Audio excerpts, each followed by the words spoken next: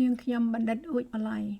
នឹងបង្ហាញឯកសារខ្លះៗស្ដីអំពីពូជភិក្ខុនីដូចតទៅនេះសៀវភៅភិក្ខុនីសង្ខេបនេះរៀបរៀងដោយឧបាសិកាអុកសារ៉េតបានបោះពុម្ពក្នុងឆ្នាំ2000ដែលសម្ដេចព្រះមហាកុសនន្ទជាអ្នកជួយបង្ហាញផ្លូវនិងផ្ដល់គំនិតជាដំបូងបានបញ្ជាក់ថាភិក្ខុនីរស់នៅប្រទេសស្រីលង្ការហូតដល់រវាងពុទ្ធសករាជ1585ឬគ្រិស្តសករាជ1041ហើយភិក្ខុនីនៅប្រទេសស្រីលង្កាដែលដឹកនាំដោយភិក្ខុនីទេវសារ៉ាបានទៅបង្កើតគណៈភិក្ខុនីនៅស្រុកចិនក្នុងគ្រិស្តសករាជ436គឺមុននឹងភិក្ខុនីនៅប្រទេសស្រីលង្កាបានបាត់បង់ទៅនេះបានបញ្ជាក់ថាពូជភិក្ខុនីបានបន្តទៅស្រុកចិនដែលនៅមានភិក្ខុនីរហូតមកដល់សព្វថ្ងៃនេះសំណួរនិងចម្លើយខាងក្រោមរបស់លោកម្ចាស់ភិក្ខុសុចាតោបានបញ្ជាក់ថាភិក្ខុនីសង្ឃរីចម្រើននៅប្រទេសស្រីលង្ការហូតដល់ប្រហែលគ្រិស្តសករាជ1100ដែលជាពេលវេលាមានសង្គ្រាមនិងអត់បាយបន្ទាប់មកក៏បាត់ទៅគ្មាននរណាដឹងហេតុពិតប្រាកដទេប៉ុន្តែពូជភិក្ខុនីបាននាំអំពីប្រទេសស្រីលង្កាទៅស្រុកចិនក្នុងគ្រិស្តសករាជ443ហើយក៏បានសាយភាយចេញទៅតំបន់អាស៊ីខាងកើតភិក្ខុនីក្នុងបច្ចុប្បន្នមាននៅប្រទេសចិនប្រទេសតៃវ៉ាន់ប្រទេសវៀតណាមនិងប្រទេសជប៉ុនអត្ថបទខាងក្រោមនេះបានបញ្ជាក់ថាក្នុងគ្រិស្តសករាជ429ភិក្ខុនីទេពសារ៉ាដែលជាស្រីលង្កាសាមណេរបានយកមេឃពោពីស្រីលង្កាដែលបានបណ្ដុះអំពីមេឃពោបានមកពីប្រទេសឥណ្ឌានិមន្តទៅស្រុកចិនតាមនាវាជាមួយភិក្ខុនីមួយក្រុមទៅបង្កើតភិក្ខុនីសង្ឃនៅទីនោះឯកសារបានបង្ហាញថានៅទីនោះមានសាមណេរចិនមួយក្រុមហើយដែលបានឧបសម្បទាដោយភិក្ខុសង្ឃតែម្ខាងសាមណេរទាំងនោះចង់បានឧបសម្បទាម្ដងទៀតដោយសង្ឃទាំងពីរខាងដើម្បីតម្រូវតាមគំនិតរបស់ព្រះពុទ្ធក៏បានសុំឲ្យស្រីលង្កាភិក្ខុនេះខ្លះដែលស្នាក់នៅប្រទេសចិនត្រឡប់ទៅប្រទេសស្រីលង្កាដើម្បីប្រមូលភិក្ខុនេះមកប្រទេសចិនសម្រាប់គម្រប់ធ្វើកិច្ចឧបសម្បទាដោយសង្ឃទាំងពីរខាងភិក្ខុនេះខ្លះនៅស្រុកចិនដើម្បីរៀនភាសាចិនភិក្ខុនេះខ្លះក៏ត្រឡប់ទៅប្រទេសស្រីលង្កាដើម្បីប្រមូលភិក្ខុនេះគម្រប់ចំនួនសម្រាប់ធ្វើកិច្ចឧបសម្បទាដោយសង្ឃទាំងពីរខាង4ឆ្នាំក្រោយមកក្នុងគ្រិស្តសករាជ433ក្រុមទី2ត្រឡប់មកដល់ប្រទេសចិនវិញភិក្ខុនីស្រីលង្កាទាំងនេះបានឲ្យឧបសម្បទាដល់ជាង300ភិក្ខុនីចិននៅវត្តណាលិននៅទីក្រុងណាន់ជីងប្រទេសចិន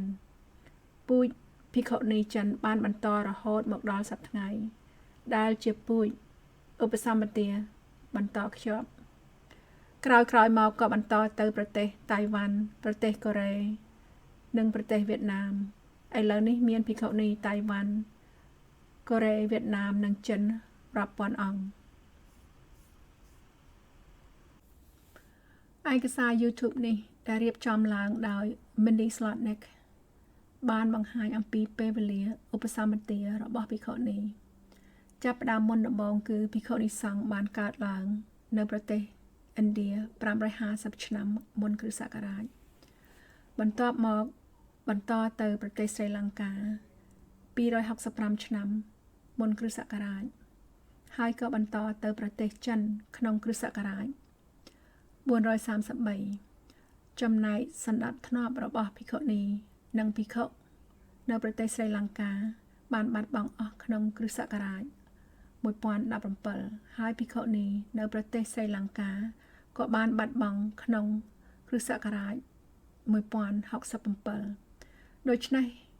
យើងបានឃើញហើយតាមវេលាឯកសារនេះថាពូជភិក្ខុនីស្រីលង្កាបានបន្តទៅស្រុកចិនក្នុងគ្រិស្តសករាជ433គឺមុនពេលដែលភិក្ខុនីនៅប្រទេសស្រីលង្កាបានបាត់បង់អស់ទៅ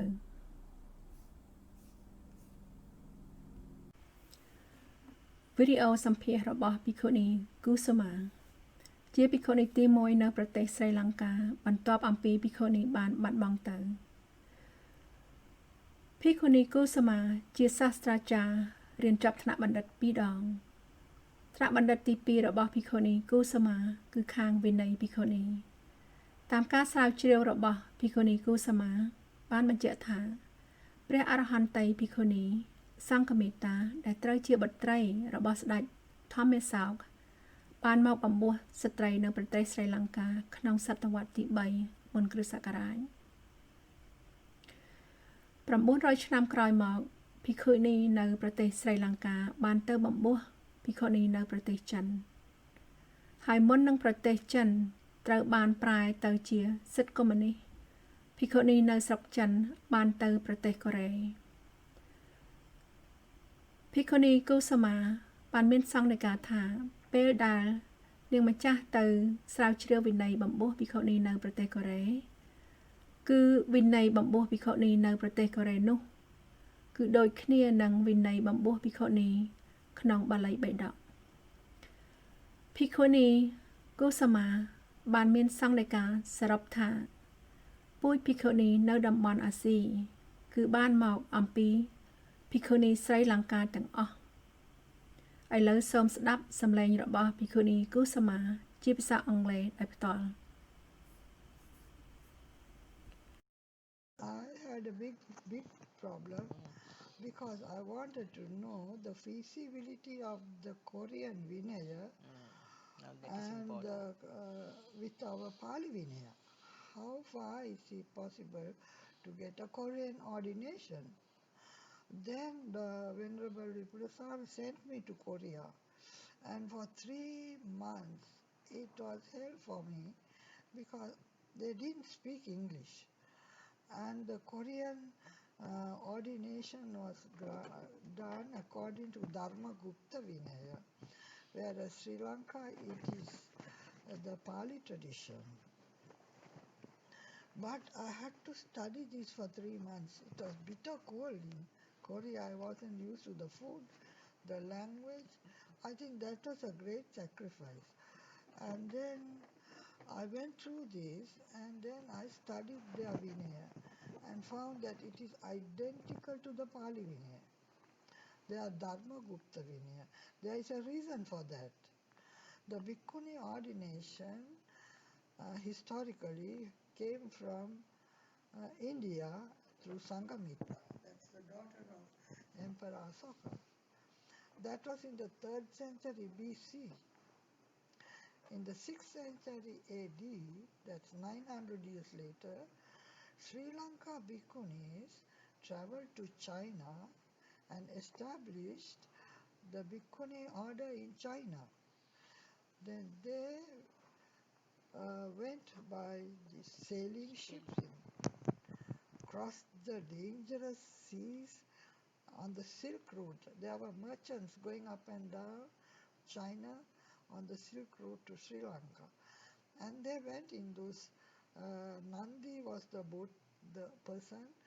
and then they went and they established the Bhikkhuni Sasana, the Sri Lankan Bhikkhuni Sasana in China. And that is the same Vinaya that went to China. The Bhikkhuni Vinaya, the procedure, the ordaining procedure was the same as was practiced in India during the time of the Buddha. So that's the lineage from Mahaprajapati to Sanghamitta, from Sanghamitta to